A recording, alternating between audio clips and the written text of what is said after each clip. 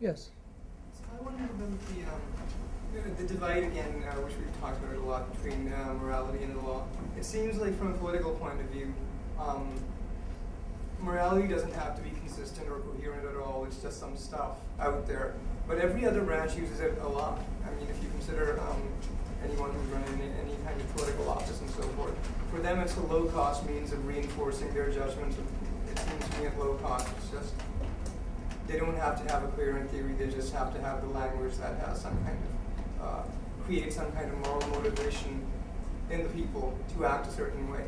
And it doesn't seem to me like courts can't do that in the same way that we can come up with we can use economic basis to explain stuff that, for example, is in the Old Testament in order to make economic sense of that. If we're looking for a certain conclusion, it seems like a low-cost way of doing that is to bring in moral language, especially in cases of deterrence, like we do in the criminal law all the time. We talk about malice or some kinds of morally loaded language. So why would we never do that in contracts? Well, I think there are situations. I think criminal law is a good area. There are situations in which the moral language is pretty well understood. So when we talk about criminal responsibility, and a criminal, in order to get a sentencing discount, you're supposed to accept responsibility for your crime, right?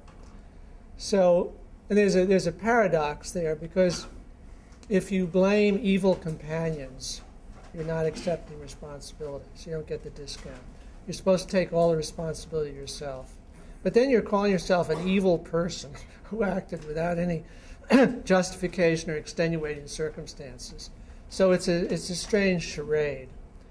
But all it really means is that we're trying to make a distinction between injurious acts that are deterrable and injurious acts that aren't. That's really the basis of it. And our focus is really not on the criminals, many of whom are undeterrable, obviously, but on a kind of intermediate category of people who would commit crimes if there weren't punishments. So there, I think it's all pretty clearly understood what's going on.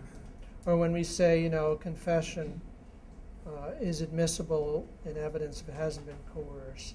If the person, again, as an exercise of free will, he decided to confess. That's kind of baloney, but it doesn't confuse people. But very often, I think,